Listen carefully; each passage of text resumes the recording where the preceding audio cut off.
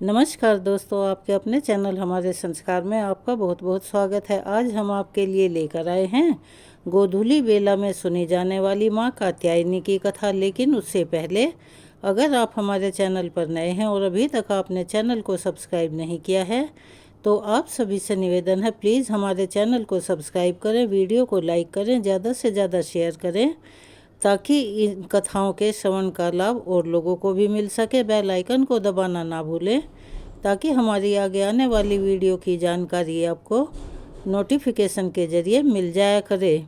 Comments box में जय माता दी, हर हर महादेव लिखना ना भूलें। माँ कात्यायनी की कृपा आप पर हमेशा बनी रहे, आपके घर में अन्न धन के भंडार भरे रहें।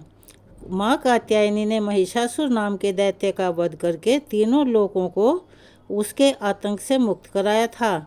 माँ कात्यायनी का स्वरूप अत्यंत चमकीला और भव्य है।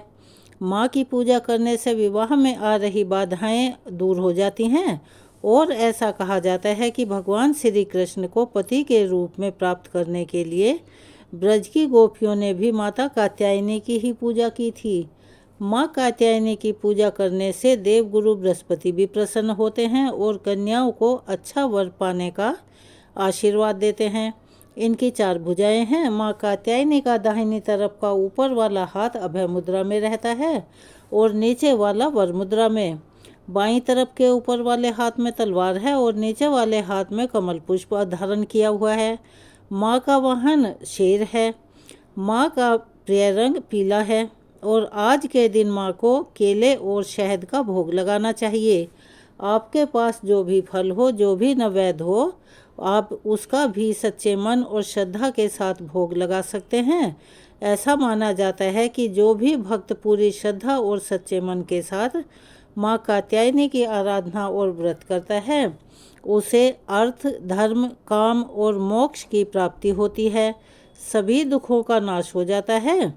माँ कात्यायनी की पूजा करने से परम पद की प्राप्ति होती है। चलिए अब हम सुनाते हैं आपको माँ कात्यायनी की कथा, जो कि गोधूली बेला में सुनने से उसका पुण्य कई गुना बढ़ जाता है। पौराणिक कथा के अनुसार महर्षि कात्यायन ने माँ आदिशक्ति की बहुत कठिन तपस्या की थी। उनकी तपस्या से प्रसन्न होकर माँ ने उन्हें के यहाँ पुत्री के रूप में जन्म लेने का वरदान दिया। माँ का जन्म महर्षि कात्यायन के आश्रम में ही हुआ था। माँ का लालन पालन कात्यायन ऋषि ने ही किया था। पुराणों के अनुसार जिस समय महिषासुर नाम के राक्षस का अत्याचार बहुत अधिक बढ़ गया था, उस समय त्रिदेवों के तेज से माँ की उत्पत्ति हुई थी। माँ ने ऋषि कात्यायन के यहाँ अश्विन मास के कृष्ण पक्ष की चतुर्दशी के दिन जन्म लिया था। इसके बाद ऋषि कात्यायन ने उनका 3 दिनों तक पूजन किया था। माँ ने 10वीं तिथि के दिन महिषासुर का अंत किया और इसके बाद शुंभ और निशुंभ ने भी स्वर्ग लोक पर आक्रमण करके देवराज इंद्र का सिंहासन छीन लिया था और नवग्रहों को बंधक बना लिया था। अग्नि और वायु का बल भी पूरी तरह उनसे छीन लिया गया था। उन दोनों ने देवताओं का अपमान करके उन्हें स्वर्ग से भी निकाल दिया था। इसके बाद सभी देवताओं ने माँ की स्तुति की और इसके बाद माँ ने शुंभ और निशुंभ का वध करके देवताओं को इस संकट से मुक्ति दिलाई थी, क्योंकि माँ ने देवताओं को यह वरदान दिया था कि वह संकट के समय उनकी रक्षा अवश्य ही करेंगी। माँ कात्यायनी को ब्रजमंडल की अधिष्ठात्री देवी भी कहा जाता है।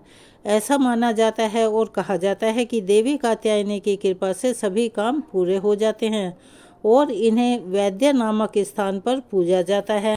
ब्रज की बालाओं ने अपने प्राण प्रियतम श्री कृष्ण को पति रूप में प्राप्त करने के लिए माँ कात्यायनी की पूजा करके व्रत आरंभ किया। सारी गोपियाँ सुबह शैया त्याग कर एक दूसरे का नाम लेकर पुकारती, फिर एकजुट होकर आपस में गलबैयाँ डालकर ऊंचे स्वर में श्री कृष्ण के गुणगान और लीला कीर्तन करती हुई यमुना के तट की ओर चल देती। उनमें आपस में बिल्कुल भी ईर्ष्या द्वेष नहीं था। वे श्री कृष्ण के लिए इतनी व्याकुल हो गई थी कि माता पिता और गांव वालों का भी उन्होंने संकोच नहीं किया और ना ही उनसे उन्हें शर्म महसूस होती थी। उन्होंने अपना कुल, परिवार, धर्म, संकोच सब कुछ भगवान के चरणों में अर्पित कर दिया था।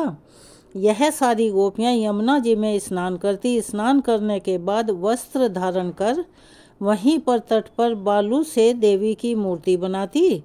देवी कात्यायनी की फिर सुगंधित चंदन, अगरू, कस्तूरी, कुमकुम, अक्षत, पुष्प, हार, धूप, दीप, सुंदर पल्लव, नैवेद्य, मणि, मोती, मूंगे आदि से अनेक प्रकार के बाजे बजाकर बड़े मनोयोग से पूजा करती। कात्यायनी देवी श्री कृष्ण मंत्र अधिष्ठात्री हैं, दुर्गा हैं। गोपियों ने केवल हविष्य खाकर 1 मास तक माँ की आराधना की। गोपियाँ मूंगे की माला से इस प्रकार मंत्र का 1 सहस्त्र जप करती और कहती, हे कात्यायनी, हे महामाई, हे महायोगिनी अधीश्वरी, आप नंदनंदन श्री कृष्ण को हमारा पति बना दीजिए। देवी, हम आपके चरणों में नमस्कार करती हैं। गोपियाँ सबसे परे हैं क्योंकि वे सर्वस्व निछावर करके श्री कृष्ण से प्रेम करती हैं। ब्रज बालाओं द्वारा की गई निष्ठापूर्वक व्रत और पूजन से महामाया कात्यायनी प्रसन्न हो गई। तब भगवान कृष्ण ने उन सभी गोपियों से कहा कि हे बालाओं, तुम सती साध्वी हो, तुम्हारा संकल्प, तुम्हारी कामना मुझे पता है, इसीलिए अब तुम अपने अपने घरों को वापस लौट जाओ। तुम मेरी पूजा करना चाहती हो। मेरे साथ विहार करने के जिस उद्देश्य से तुम सभी ने यह व्रत रखा है और देवी कात्यायनी की पूजा की थी, तुम्हारा वह मनोरथ आगामी शरद ऋतु की नवरात्रि में फलीभूत होगा। इस प्रकार कहा जाता है कि गोपियों को भगवान कृष्ण की प्राप्ति हो गई थी। माँ कात्यायनी का पूजा मंत्र इस प्रकार है, ओम देवी कात्यायन्ये नमः। प्रार्थना मंत्र इस प्रकार है, चंद्रहासोज्ज्वलकरः शार्दूलवरवाहना कात्यायनी शुभम दधाद देवी दानवघातिनी। और स्तुति मंत्र इस प्रकार है, या देवी सर्वभूतेषु माँ कात्यायनी रूपेण संस्थिता, नमस्तस्यै नमस्तस्यै नमस्तस्यै नमो नमः। इस प्रकार जो भी गोधूली बेला में माँ कात्यायनी की इस कहानी का श्रवण करता है, पठन करता है या दूसरों को सुनाता है, उसके सभी मनोरथ पूर्ण होते हैं। और कथा के बाद आरती करना आवश्यक होता है, इसीलिए आप हमारी दूसरी वीडियो में आरती सुन सकते हैं और साथ साथ उसे गा भी सकते हैं। अगर आप हमारे चैनल पर नए हैं और अभी तक आपने चैनल को सब्सक्राइब नहीं किया है तो प्लीज़ हमारे चैनल को सब्सक्राइब करें, वीडियो को लाइक करें, ज़्यादा से ज़्यादा शेयर करें ताकि इस कथा के श्रवण का लाभ और लोगों को भी मिल सके। बेल आइकन को दबाना ना भूलें ताकि हमारी आगे आने वाली वीडियो की जानकारी आपको नोटिफिकेशन के ज़रिए मिल जाया करे। कमेंट्स बॉक्स में अपने कमेंट्स भी लिखा कीजिए और जय माता दी, हर हर महादेव लिखना ना भूलें। अपना सहयोग और प्यार हमें ऐसे ही देते रहें। धन्यवाद।